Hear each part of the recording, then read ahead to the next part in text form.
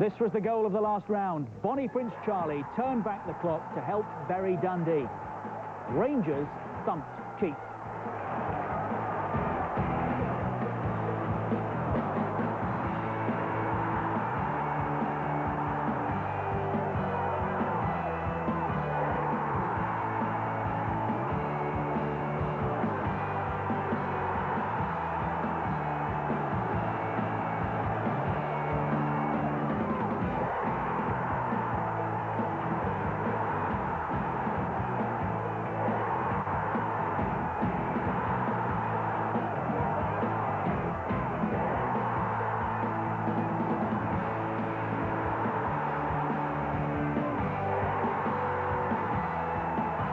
Rangers go gunning for more tonight. Our live football from the Tennent's Scottish Cup is the fourth round tie between Clyde of the second division and Rangers, the leaders in the Premier.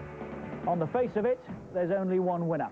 But Rangers remember all too well making history for all the wrong reasons back in 1967 when tiny Berwick Rangers put them out. Keith had their moment in 1980, Inverness Thistle in 85. More recently, Rangers under Graham Souness were beaten by Hamilton, who were then bottom of the Premier, and only last season, Aberdeen were humiliated. How many times have we said it? You just never know in cup football. Everton are still smarting after their FA Cup defeat last night. Won the championship, but that was weighted. Ham as well. Can it happen again tonight? Can Clyde of the second division turn over mighty Rangers? We're in the company tonight of the Scottish team manager, Craig Brown, and Steve Archibald is with us as well. Welcome to you both, gentlemen. Both, of course, with connections at Clyde down the years. Former manager, ex-striker that you managed to sell on. Yes, managed to sell him. I managed to get the huge fee of 20,000 for him, so that confirmed my managerial potential when I sold him to Billy McNeil. And Billy, I think, is in the commentary box there. He is. We'll be speaking to Billy later. Did you have good memories of your time there? Yeah, very good. I loved it at Clyde. I was 9.5 years at Clyde, and we had great times, and it's a smashing club. We did play Rangers in the Scottish Cup in that time, and I went to warn Rangers. We drew in the first game. John Gregg was the manager. We drew at Shawfield, 2 each. And we lost 2-0 in the replay. So I would hope for maybe a draw for Clyde tonight. What about you, Steve? Having travelled the world, still fond memories of Clyde? Yeah, probably the best times of my footballing career were at Clyde, because there was no real pressure. I was only starting out in the game, and it was just good to be playing football. There was no money involved. There's no real pressures. No money, he was always wanting more money. He was always asking for more money. I think my top line then was £6.50. And he was overpaid. Yeah. He was a midfield player, I can assure you. He did very well, actually. And if you ask Billy, Billy said, I'll take a chance on him as a midfield player. If he doesn't make it there, I'll make him a sweeper. So then he transpired. We will ask Billy when we get the opportunity. I would like you to ask him, please. He turned into a decent striker. Well, it's all about cup shocks tonight, as it was last night. Everton, the FA Cup winners. It's just worth, I think, having a look at this to realise what can happen. I think I read today that Joe Royal felt his team weren't up for it. If you're not up for it, Ian Bogey with the first. I mean, the times that we've sat here already this season, Stephen, we've talked about the potential for something like this happening. Everton back into it through Graham Stewart. But it does, doesn't it? It keeps on happening. Well, it's the beauty of football, isn't it? Especially in the Cup, you can just never predict it. On the face of things, it looks like a certainty, and all of a sudden, the tables are turned, and we're watching now what happens. It was a terrific performance last night. And no excuses regarding the playing surface, which was top class. No. John McCarthy with the winner for them. And that's Port Vale through, and the FA Cup holders out. Port Vale were more hungry in the night, and that's what counts. Cup games are all about who's hungry on the night, who wants it most on the day. The all-Premiership game went Manchester City's way to set up, of course, a derby game at the weekend against United. City opening the scoring through Nigel Clough. He does like that position in there, Craig, doesn't he? Yes, he does, and he's a good player, very good player. Surprising he's not been in the limelight for a while, but I think given this other opportunity with City, he'll do very well. I remember him playing against us in the under-21 team for England, and he was exceptional. Niall Quinn got the second, a minute after half-time this. That's an excellent goal. How many times have we seen Coventry do that this season? Fall apart defensively.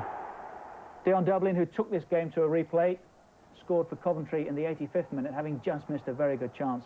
But by this time, it was too late. That was 2-1, ultimately. West Ham United, who we saw put on a terrific performance here on Monday at Tottenham, were at Grimsby last night.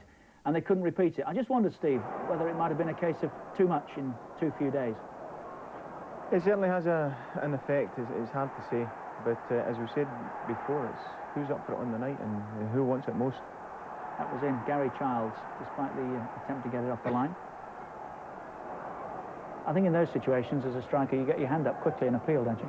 Well, you go for it. Yeah, you go for it. Definitely go for it. And then wait. Neil Woods with the second. He was one of Graham Souness's early signings at Rangers, I think, he Woods. And then Jamie Forrester, who we saw in an FA Youth Cup final for Leeds against Manchester United a couple of seasons back, now playing his football with Grimsby. So just to underline that, Craig, it keeps on happening. Can it tonight, do you think? Well, I've got to be honest and say I don't think it can happen, but I would like to think that maybe Clyde could sneak a draw tonight and get the big gate at Ibrox for a replay, because they deserve all the success they can get. Alex Smith's an excellent chap, a smashing manager. He's done very well. He's won the Cup twice already.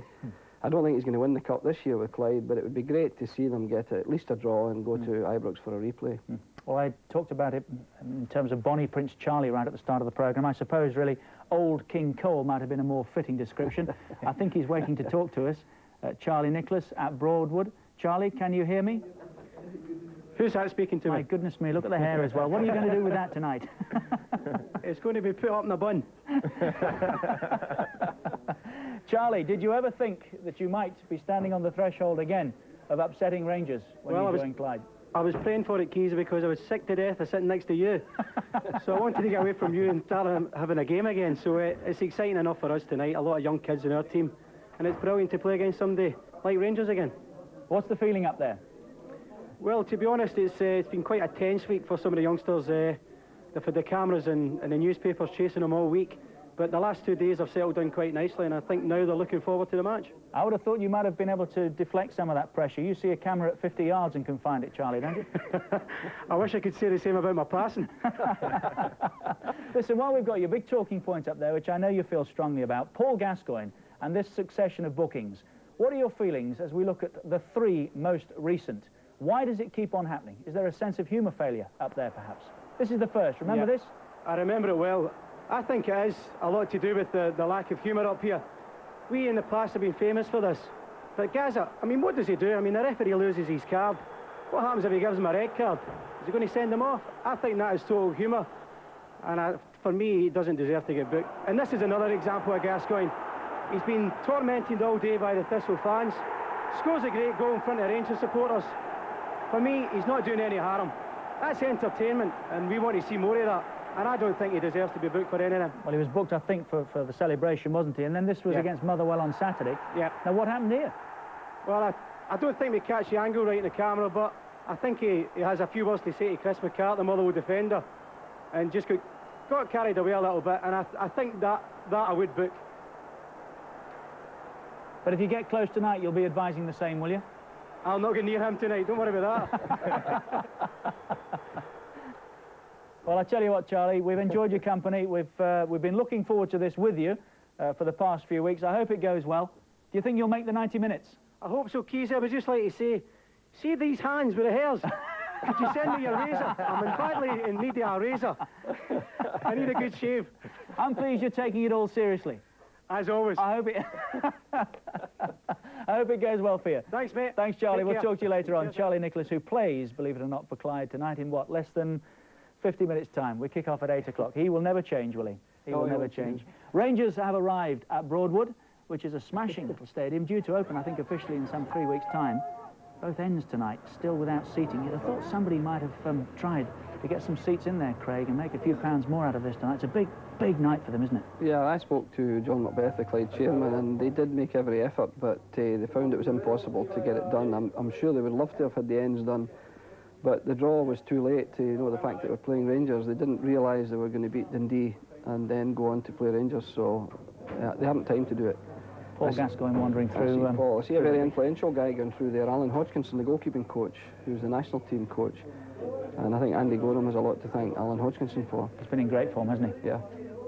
So Rangers tonight, in a no-win situation, leaders of the Premier, of course, and they are at second division Clyde tonight.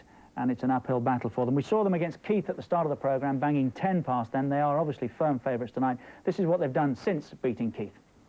There's Rod McDonald. Wanted more time than Rangers would allow there. Still, though, Thistle have possession. McDonald's in trouble. That's Gascoigne. Chance for the Rangers up there. Great play by Gascoigne. Superb finishing.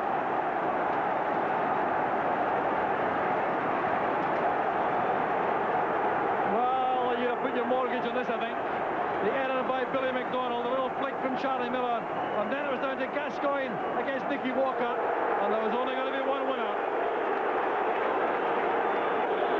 And the downside is, though, that Paul Gascoigne has been booked for leaving the field of play to celebrate. And the corner kick will be taken by Cameron.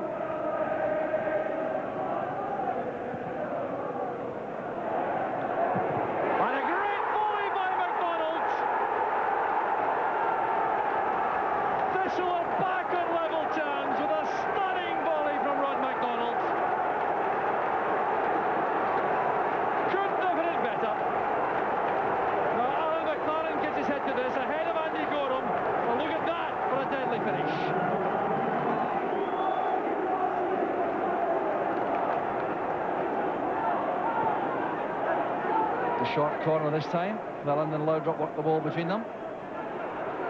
Here's Gascoigne. And a perfect reply from Gascoigne. A quite sensational goal from Gascoigne. And this time he makes sure he doesn't leave the field of play. Well, look at this now. He shows all the skill here. The sleight of foot onto his left foot. And then Nicky Walker had no chance at all.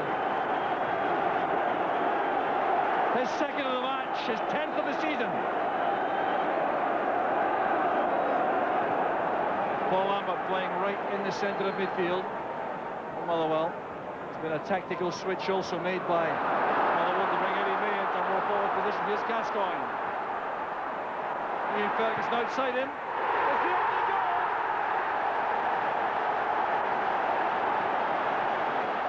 The second minute of the match, it all looked so simple.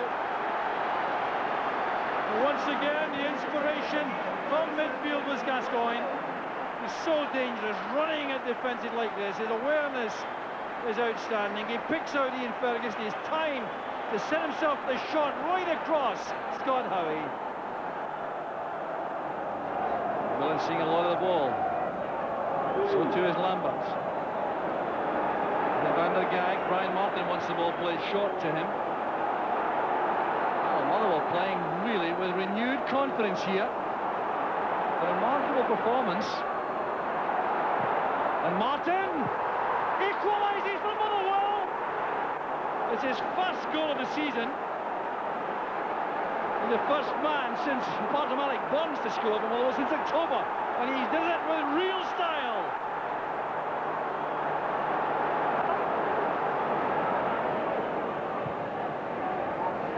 McLaren striding out from the back. Good pass. Here's Gascoigne. McLaren. Rangers take the lead. Inspired play by Alan McLaren. The pass to Gascoigne. Now, McLaren continues with the run into the Motherwell defence. It breaks there off Brian Martin, and there's no mistake by McLaren.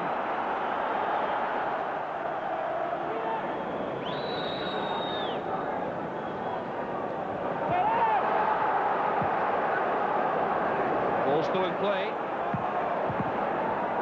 McKinnon battling hard. Wants to go on his left foot for the cross. It's a great goal! Will they focus first for Motherwell? Motherwell back on level terms. Well, this is all untidy. The only player with real focus here was Rob McKinnon, Van Bossen and Moore, not getting to grips with the task. Here's McLaren coming forward again. He did so effectively some time ago. Scored the Rangers' second goal. Here's Loudrop. The ball's McCoist. Penalty's been given. Penalty kick it is. The tackle by McCart. On Gascoigne, is it? No, is it? Gascoigne is being booked here. Now, what is the referee's decision? Ian Ferguson wants to debate the issue. He's waved aside. Gascoigne is yellow carded. Well, what is the decision? Is it a dive or was it a penalty? What's the... No, it's a penalty kick. So what Gascoigne did is not at all clear, but Rangers have the perfect chance to go back in the lead with McCoist. McCoist against Howie.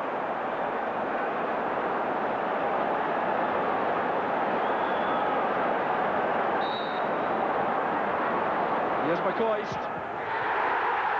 3-2 to Rangers. They're back in the lead.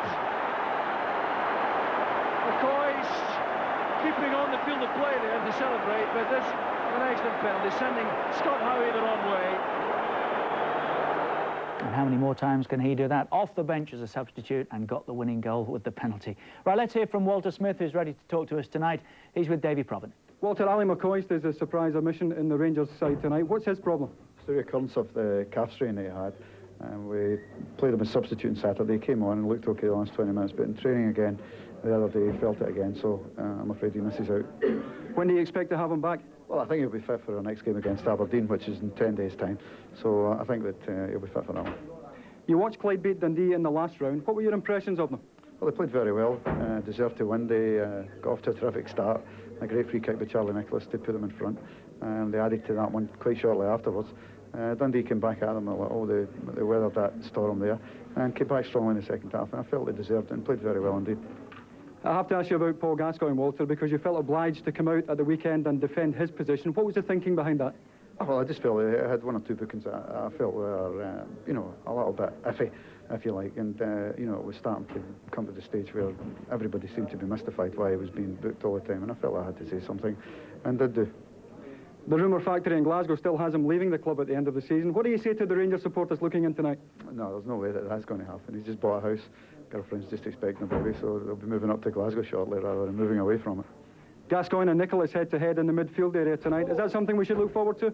I think so. I think, you know, both players will look forward to that. Charlie Nicholas gives them a taste of maybe an atmosphere that he thought he would never get to again coming down to Clyde. So he's out nationwide television. He's a good player, Charlie, and he was instrumental in helping Clyde get through in the last round. Hopefully, about the head tennis. hopefully not as successful tonight, but still he'll enjoy his clash against Paul. Thanks, Walter, and thanks to Paul Gascoigne in the background. Thanks, David. Always gets the last word. Spoke to us soon as well, didn't I? Obviously, can't do that tonight. Ali McCoist, no McCoist in any capacity for Rangers this evening. Our live football comes from Scotland. It's the Tennent's Scottish Cup fourth round tie between Clyde, 3 off the bottom in the second division, and Rangers, who are top of the Premier right now and do not want to be making headlines for all the wrong reasons tomorrow. When we come back, more on the pride of the Clyde.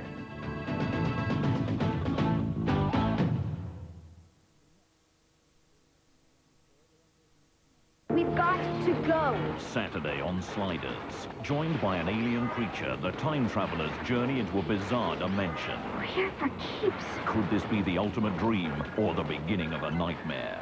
We gotta bring these in dead or alive. Then at 8, Unsolved Mysteries ventures into the world of the paranormal. Sliders at 7, followed by Unsolved Mysteries. Saturday on Sky 1.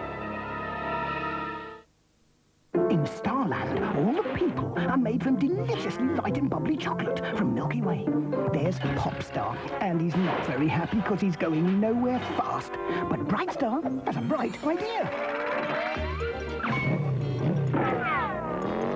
Then Jetstar has an even brighter idea.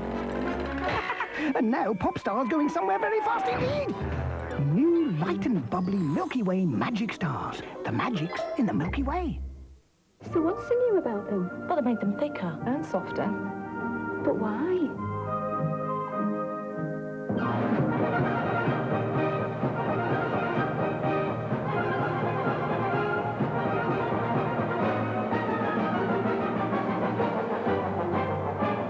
I can't think of a reason. Can you? No. New Kleenex for family tissues. Because they're softer and thicker, we've had to make the box bigger.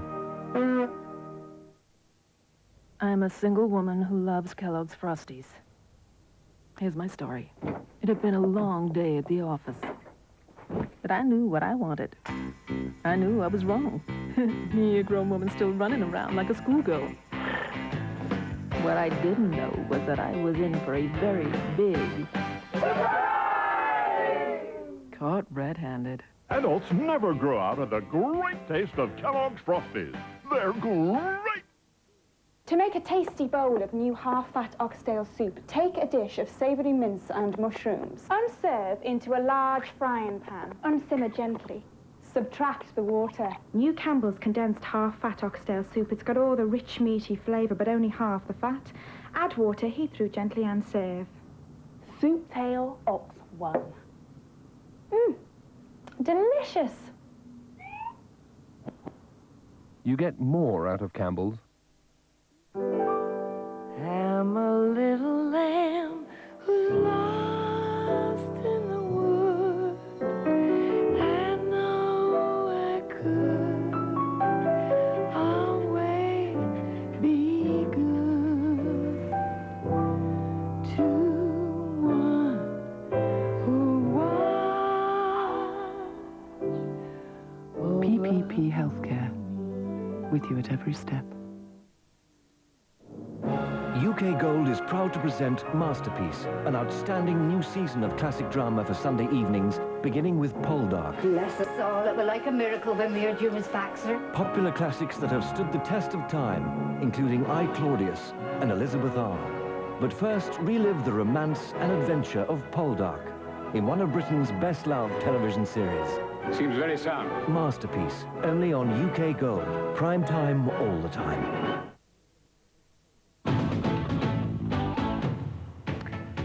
Tenants, Scottish Cup action for us tonight. Broadwood is our venue. That's the home of Clyde, who take on mighty Rangers. The Victory Shield Series continues tomorrow at 7 o'clock. Wales against Northern Ireland this week. If you're in the area, the Racecourse Ground Wrexham is the venue, so try and get along. If not, join us here on Sky Sports at 7. With an FA Cup special Saturday at 6. It just keeps on coming, this football. The 5th round tie between Ipswich and Aston Villa will be featured. That's Saturday at 6, and an FA Cup special Monday at 7, live from the City Ground, Nottingham Forest against Tottenham. That's coming up Monday at 7. Nottingham Forest against Spurs. Tonight we're concentrating on Scottish football, as I said, in the company of the Scottish team manager, Craig Brown. We also have Steve Archibald here with us. Before we go any further, I think we should get ourselves up to date with the most recent meeting in the Bells Scottish Premier, which happened on Tuesday. Motherwell in action against Aberdeen. And we saw this cup tie, the reverse of this, recently here. And poor old Motherwell were in the middle of a nightmare at the time, Craig. It's got a little bit better since, but it's going to be uphill all the way for them between now and the end of the season, isn't it? It will be, but they were definitely the hungrier team Tuesday night, and I think everyone agreed deserved to get the points. And with 3 points at stake in every game, it's important that they pick up the home points if possible. But I saw the Aberdeen Cup tie, and Aberdeen were well on top on that occasion, but it was a reverse here. So I think, you know, Alec McLeish has got Motherwell fighting now, and they're hungry, and I think they'll get a good number of more points before the end of the season. There's the winning goal from Alex Burns, and what relief there must have been when that went in, eh? Don't often get 2 games like this in such quick succession with the result going the same way, do you? No, you don't. And Motherwell, I think, in the first game realised that they weren't competitive enough, and they certainly competed the other night. Alex McLeish would probably have liked a cup run, but I think he would have liked a penalty there as well. But that's a penalty, isn't it? In anybody's record, surely. It looks it from the TV picture. Willie Faulkner going over, who I think was also booked for his troubles as well. Brian Irving with the challenge. But there we are. Again, we've said before, when you're down at the bottom, not much goes for you. But they got the result and the 3 points, which does close the gap on Partick. Everybody's played 26 now. Motherwell, Partick, Falkirk involved in the battle to stay afloat. Kilmarnock have opened up some daylight between themselves and Falkirk. Then it's Wraith, Hibs, Hearts, Aberdeen, Celtic and Rangers. And what a battle at the top, eh? Great battle. I think you've got we're going to be seeing this on Sky. We are there, yeah. Well, I Rangers think against by that Celtic. time it may be tighter than it is at the moment. You never know, and it'll be right to the death, that one. And I wouldn't like to predict the champions at the end of the season. March the 17th, that one is live here on Sky Sports on the same day. I think we've got Leeds and Everton as well. Now then, get up to date with the latest Scottish Cup action. Last night, before we go any further, Berwick against Dundee United. Berwick in the yellow here, Steve. Yeah. Berwick are a useful team. They play some good football, especially midfield. The midfield and front six play good football, good movement, and he's just got a good goal. Grant Johnson, that went down to as an own goal. Now what was happening here? This was a real comedy of errors. Owen Coyle eventually brought him down, and that's a penalty. Should have gone Rose Edge, shouldn't it, that ball? Yeah, well, his manager probably told him that after the game, that's for sure. But it just shows you they've gone a goal up, made a mistake, let Dundee United back in, really. They haven't scored through their own efforts. That's just a mistake, and it really should, as you say, the ball should have gone into Rose Edge. Full marks to Owen Coyle for taking this one, but that's another soft one, Craig, isn't it? Very soft, yeah, but Owen's always there when there's a chance going. He's a scorer at any level, and I think, particularly for Dundee United, he would be very influential between now and the end of the season. He's been out the team, but now he's back in, and I think it could pay dividends for Billy Kirkwood and Dundee United. Dundee United at home against Dunfermline in the next round. Now Clyde against Dundee from the last round, and this is how they set up this tie tonight. Who's the old stager there with a free kick? That's magnificent. That is absolutely tremendous. I think Walter Smith will be warning his players against conceding free kicks round about the edge of the box, because Charlie could just pot it once again. I saw his first goal for Clyde at Ayr, and it was magnificent also. So Charlie's very, very capable. We were having some fun with him earlier, and probably as a manager, Steve, you want that sort of atmosphere in a dressing room on a big night like this, don't you? He was having fun, but beneath that, there's still a determination to turn it on a night like this, isn't there? Yeah, no, it's good that Charlie, with his experience, can have that kind of fun, but also you know that he's going to go out there and do his utmost to win the game. It helps young kids especially as well, just to relieve a little bit of tension and get their minds maybe relaxed when you need it to be relaxed. Because we should make no mistake about this, it's a big night for Clyde, Greg. Oh, very big, and Charlie will, I think he'll settle the youngsters, because he's got a great sense of humour, and they love him at Clyde. I know all the young players there, they look forward to training in the morning, they listen to Charlie, he encourages them. There is never a debit remark from Charlie. Now that's important, always encouragement, and I'm sure in the game tonight you'll see him encouraging them, and of course the humour will relax the tension in the dressing room. Well, let's find out more about the pride of the Clyde. Davy Provin reports. Clyde's name last appeared on the Scottish Cup in 1958, but the connection between the national trophy and the present staff is a healthy one. George McCluskey scored the winner for Celtic against Rangers in the 1980 final, an extra-time goal that sparked an infamous riot. Midfielder Ian Angus was a goal scorer for Motherwell when they beat Dundee United 4-3 after extra time in 1991. Alex Smith has won it twice as a manager, with St Mirren in 1987 and Aberdeen in 1990. And among the Dons who scored against Celtic in the penalty shootout that day, Charlie Nicholas and Graham Watson. A wealth of cup experience for Clyde to draw upon, and they'll need it if they're to fare better than when a Premier Division side last visited in this competition.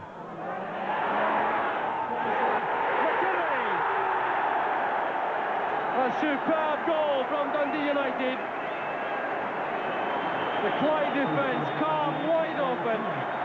And some brilliant footwork inside the penalty area. Jim McInally doing so well there to tee that up for Billy McKinlay. That's a possibility. Parks with a shot. Knox was caught. That's a penalty. Malpass caught him coming inside. Well, what a chance this is for Clyde to get back in the match. Here Angus, the skipper, 33 years old, full of experience. Beautifully taken by Angus.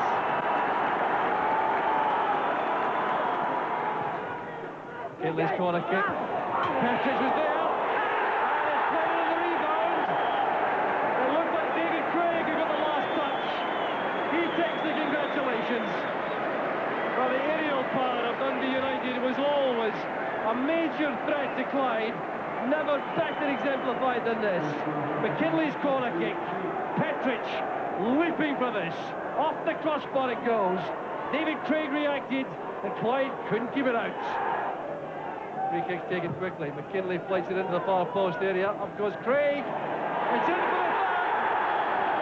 David Harder claims the last touch.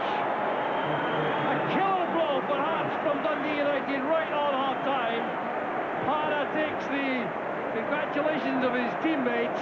McKinley playing his intrigue, attacks it well to win it, and there was a touch on by Hannah.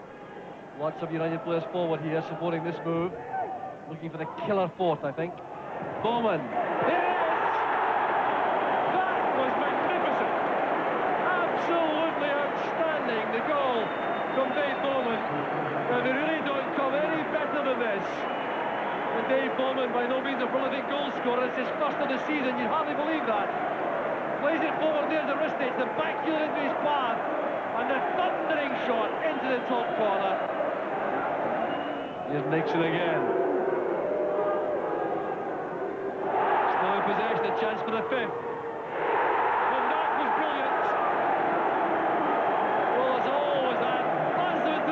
Around the stadium when Sharon Nixon goes a run like that. But it's goal number 9 of the season for the man from Trinidad with 5 minutes of the match remaining. Going right across on a diagonal run, goes past virtually the entire Clyde back four, steadied himself to knock that beyond Les Fridge. A year on from that Dundee United defeat, these tickets are like gold dust. The visit of champions Rangers putting Clyde firmly in the spotlight. But that doesn't mean a shirking of responsibility, even in this most important of weeks. Clyde are still trying to get established in their new local community of Cumbernauld, and central to that is their football academy. Manager Alex Smith and his assistant John Brownlee are there to supervise as squads of boys and girls are put through their paces by some top names. Don't go, you get touched, guys. We're going for a hat-trick here, lads. Right, don't make it 3-0. We're ready to go. On you come. There's your right. And the left. Give it. Hand up. Good lad, well done. Good save. Good save. The first team haven't played since a 1-1 draw at East Fife 12 days ago, so the training this week has been tough. No one at Broadwood is getting carried away with thoughts of beating Rangers, but everyone's allowed to dream. I don't think there'd be much point in turning up on Thursday if we didn't think we could do it, so we'll not come out and say that we're looking to shock Rangers, but we're always hoping for a wee bit. We've got the guys here that can do it, like Charlie Nicholas, so yes, we can maybe do it. We can maybe give people a wee shock, so we're looking forward to it. Goalkeeper John Hillcoat is the man charged with making sure that early goal doesn't happen. I think it'll be fairly busy, you know. Obviously, like it's the Rangers we're coming up against, so I'm looking at being a busy man, you know. Top scorer Eddie Annan will have his work cut out at the other end. It's a big challenge to score goals and to play against one of the top teams in the country. The best defensive record in the Premier League. It'll be a good game, it'll be hard. If we work and play well, we can play, then we'll create chances and hopefully I'll go on the end of one. The financial rewards that come with the tie against Rangers are important to Clyde, but it's not the only spin-off. Well, I think it's given us a tremendous lift. It's given us an opportunity to get nationwide publicity. It gives us the young players an opportunity to play